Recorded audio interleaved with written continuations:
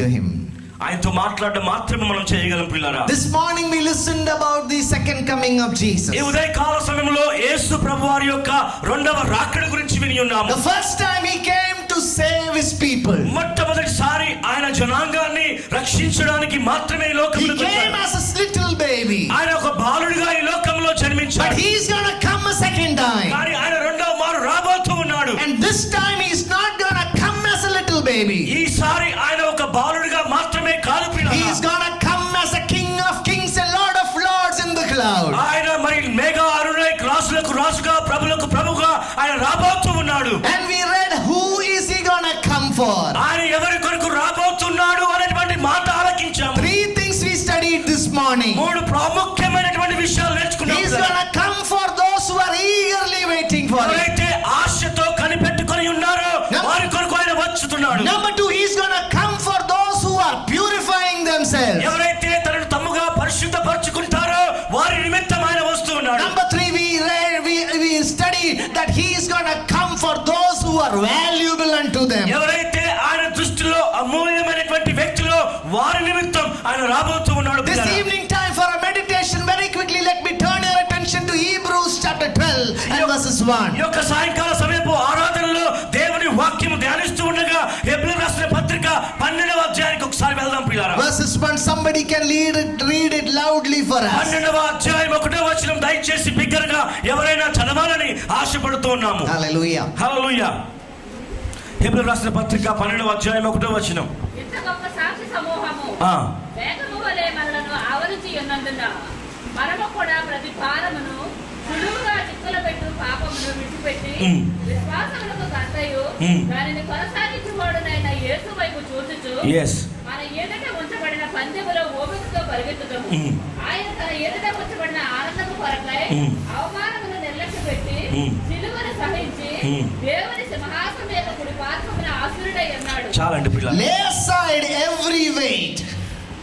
ఆయన పైనే సమస్త భారము మోయుడి. And the sin that clings to us. ఏ పాపమైతే మనకు సమీపముగా ఉంచుతూ ఉండదో. And let us run the race with perseverance. మనందరం కూడా ఓపికతో మన పరుగు పందాన్ని తులముడదాము. The race that is set before us. ఏ పరుగు పందమైతే మన ముందు ఉంచబడి ఉన్నదో. Looking unto Jesus. కేవలము యేసు వైపే చూస్తూ.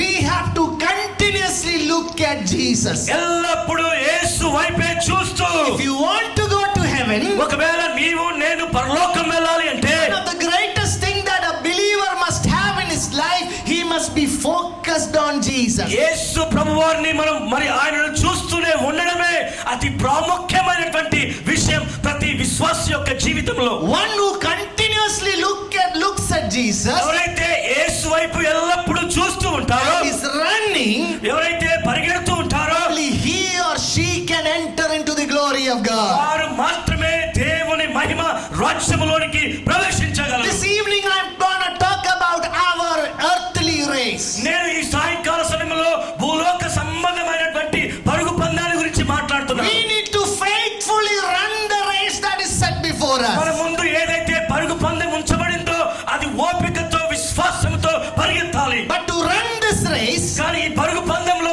ముందుకు వెళ్ళాలంటే 2 things are required. 2 ప్రాముఖ్యమైనటువంటి విషయాలు. Number 1, preparation. మొదటిది మనకు మనం సిద్ధపాటు చేసుకోవడం. Number 2, patience. మరి ఓపికతో పరిగెత్తడం. 2 things I'm going to share within the time that I have, and I'm going to stop. ఏ సమయమైతే నాకు ఇవ్వబడిందో ఆ సమయంలో ఈ 2 వాక్యాలు చెప్పి ముగిస్తాను To పిల్లలు. run this race, number 1, you need ఈ preparation. పరుగు పందెంలో మనం ప్రయాణించాలంటే మొదటి సిద్ధపాటు ఉండాలి. Number 2, we need patience. రెండవది ఓపికతో ఉండాలి. We have to commit ourselves to a life of faithful running. మన యొక్క జీవితంలో మన పరుగు పందెంలో విశ్వాసముతో కూడినటువంటి ప్రయాణం మనం చేయాలి. Christian life is a race. మరి క్రైస్తవ జీవితం ఒక ప్రయాణము. We are racing our life to the eternal kingdom. పరలోక రాజ్యములోనికి మనం పరిగెడుతూ ఉన్నాం పిల్లరా. But it is not a life of easy going. అది సాధ్యపడేటటువంటి సులభంగా పరిగెత్తేటటువంటి ప్రయాణం కాదు. It is a systematic journey. కానీ ఒక క్రమబద్ధీకరించబడినటువంటి ప్రయాణమై ఉన్నది. It is a strict journey. అది కఠినముతో కూడినటువంటి ప్రయాణమై ఉన్నది. So, but this strict journey, this strict race requires a preparation. కఠినమైనటువంటి ప్రయాణము ఈ యాత్రలో మనం సిద్ధపాటు కలిగి ఉంటాం.